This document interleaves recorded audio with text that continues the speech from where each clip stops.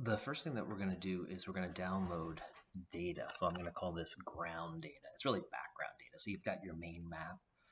For example, for Lab 1, you had the map of Philadelphia, and I think a few of you might have had some, colored the background behind Philly, and I think maybe one of you put a river in.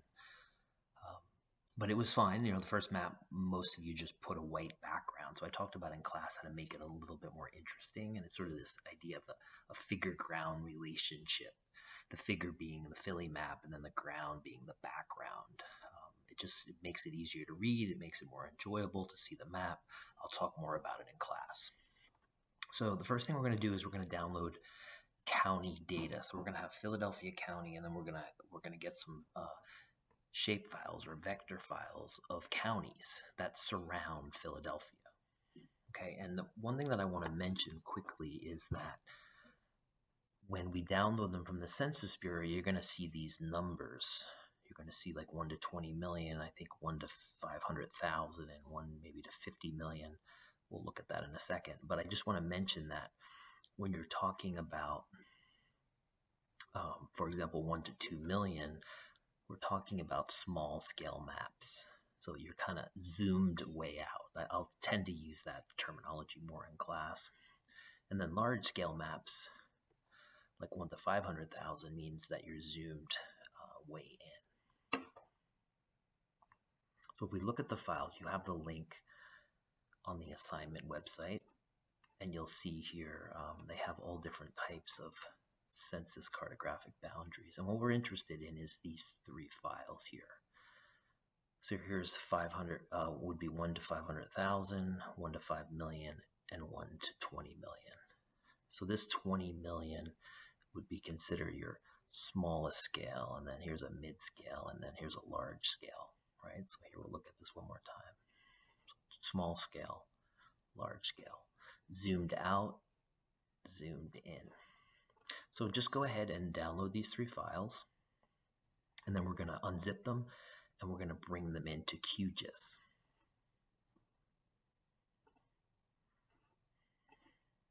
So I already have them, and I brought them in. So here's the river file. Here's the planning districts. So I just want you to have those. And then what you're going to do is, if we're going to make a map of, let's say, Philadelphia, we can kind of come in at some scale here. Let's see, maybe we make this 18. Oh, I think I added an extra. Yeah, so we're going to come in somewhere around there. That's 1 to 20, 225,834. Okay, so the one thing that I want you to do is, in class, we would have talked about scale. So I want you to look at these files. So we'll turn these off for now. We're going to turn the 500,000 layer on. And what I want you to pay attention to is these boundaries. I'll zoom in a little bit. So you can even look here how it moves along the boundary.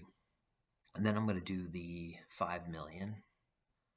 And you can see that it's not as refined. So we're kind of thinking about this, the map is becoming a more smaller scale, or we're zooming out. And then if we even go a little bit further and put the 20 million out, you can see that it's like very generalized. That's probably a better way to state that. So you go from having this more refined, this is more of what almost the true boundary looks like. Although you can actually get data that is even zoomed in further, or even at a larger scale. Okay, so I wanted to point that out. For this particular assignment, it looks like we're going to be at, so we had our map earlier. Let me turn the river on a second. Yeah, so we're at about 122. So if we're at 225,000 and you make your map at that scale, then we're probably okay to stay at the 20 million, although I think it still looks almost too generalized. So what I'm going to probably go with is either the 1 to 500 million, or I might just go with the 500,000. Yeah, the 500,000 is going to be the closest because that's 225,000. So we're just going to go with the 500,000 map. So these other two maps you can go ahead and just remove. We're not going to use them for the lab.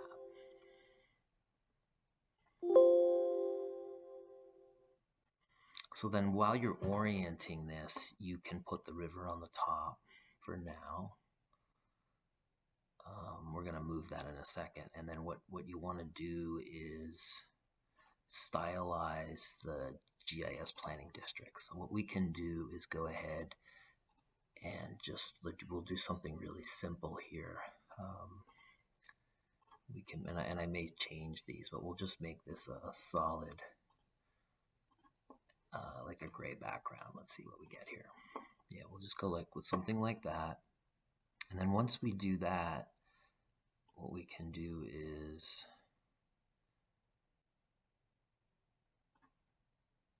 we can just colorize the river for now in blue.